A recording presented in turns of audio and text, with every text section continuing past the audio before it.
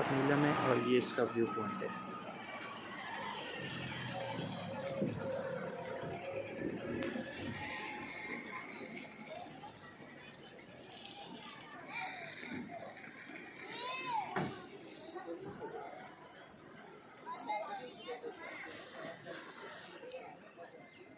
ज़बरदस्त है लेकिन इतना कोई ख़ास नहीं।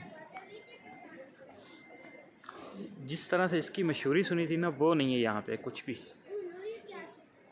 मतलब आप कह सकते हैं कि कमर्शलिज्म यहाँ पे भी आ गई है। अपर नीलम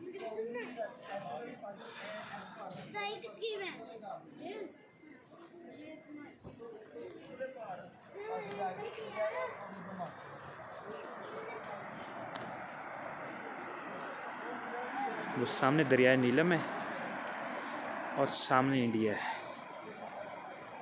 ये जो सामने नज़र आ रहा है ये सारे इंडिया है, पूरा जम्मू कश्मीर।